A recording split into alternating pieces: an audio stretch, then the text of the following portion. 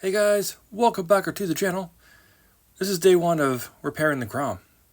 As you can see, it's all apart. The oil on the ground is not for this bike.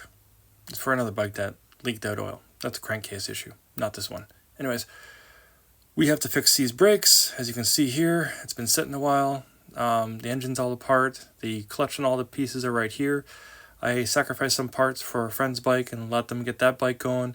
And, well, we're here to put it all back together. And I sound so depressed in the original part of the video. I did a voiceover so I don't sound so I don't sound so gosh darn depressed. But now we're gonna put it together.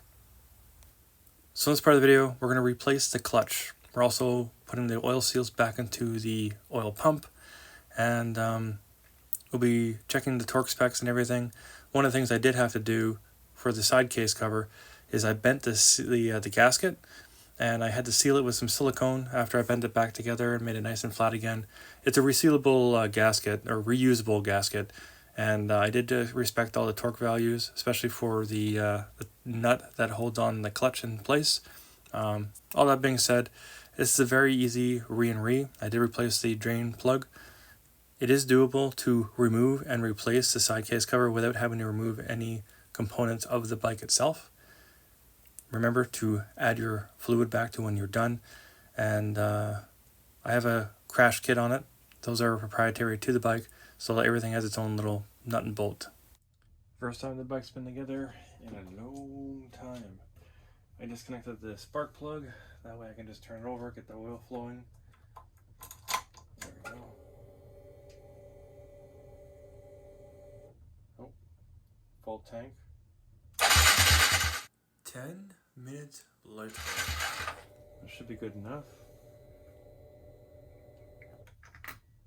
I'm gonna pop the garage door. Spark plug's on, should start right up.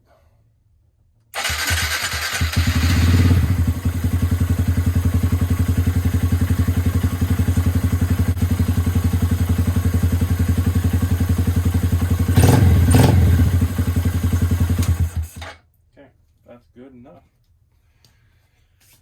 Alright, phase one, getting the motor going.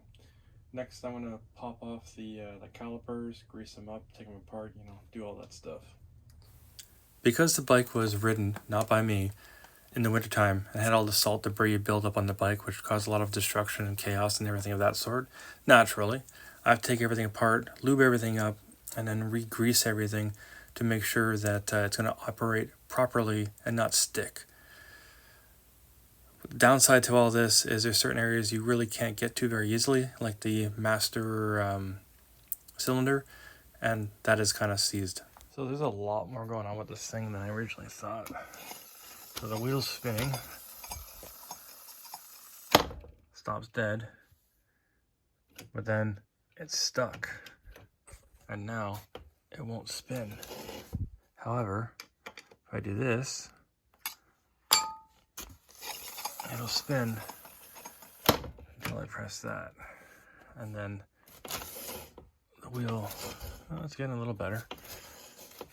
There's a chance that if I work it in, but still brutal stuff.